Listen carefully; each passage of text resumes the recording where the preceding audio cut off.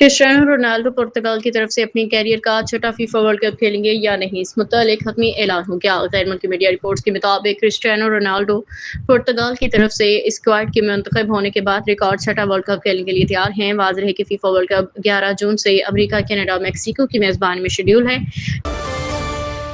وفاقی وزیر پارلیمانی امور طارق فضل چودھری کا کہنا ہے کہ اڈیالہ جیل جانے والے قافلے کو سیکورٹی اور انتظامی وجوہات سے روکا گیا۔ طارق فضل چودھری نے social media plate form x پہ وزیر اعلیٰ خیبر پختونخوا سہیل آفریدی کو جواب دیتے ہوئے لکھا کہ جذبات بھری کہانیوں اور سیاسی ڈرامے سے عوام کو گمراہ کرنے کی کوشش کی جا رہی ہے۔ کوئی بھی شخص قانون سے بالاتر اور سیکورٹی پروٹوکول سے مستثنیٰ نہیں ہے۔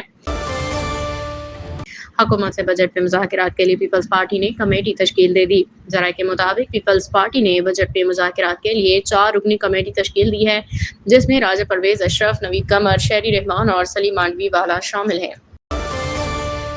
بنگلہ دیش نے دوسرا ٹیسٹ 78 رن سے جیت کے پاکستان کو مسلسل دوسری ٹیسٹ سیریز میں وائٹ واش کر دیا۔ محمد رضوان کی 94 رن کی اننگ رائے گئی اور سلیٹ ٹیسٹ کا اختتام بنگلہ دیش کے 78 رنز کی فتح کے ساتھ ہوا۔ میزبان ٹیم نے سیریز 2-0 سے اپنے نام کرنے کے ساتھ پاکستان کو مسلسل دوسری ٹیسٹ سیریز میں وائٹ واش کر دیا۔